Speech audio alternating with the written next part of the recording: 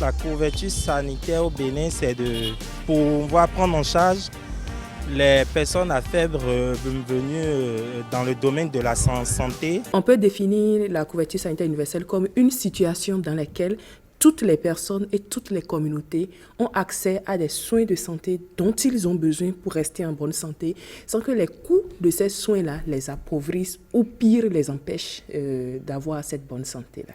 Que peut-on faire pour atteindre facilement cet idéal?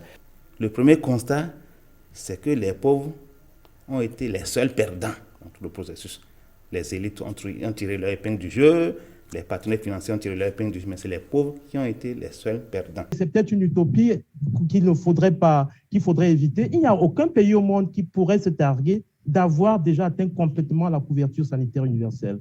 C'est en fait une course de fond et chacun est à un certain niveau. Tout ce qui se fait déjà au niveau de la gratuité des soins, par exemple, dans nos pays respectifs, est déjà une avancée vers la couverture sanitaire universelle. Permettez-moi de revenir en fait sur l'étude qui en fait nous a inspiré cette émission. C'est une étude qui a rassemblé plusieurs institutions dont la nôtre et l'institution de Dr Joseph et d'autres institutions dans la sous-région.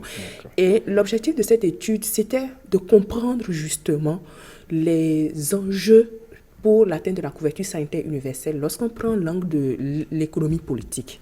Donc, comme Dr Joseph l'a dit, l'analyse de l'économie politique, c'est une approche qui essaye de comprendre quels sont les enjeux liés aux intérêts des acteurs, au pouvoir, aux idéologies qui bloquent en fait l'avancée d'une réforme. Donc, lorsqu'on a essayé de voir ça un peu pour la CSU avec les acteurs, au-delà, donc tous les défis que nous avons cités, les acteurs les ont tous cités, mais il y a eu deux aspects clés qu'ils ont cités et sur lesquels ils ont insisté. C'est la confiance et les enjeux de pouvoir.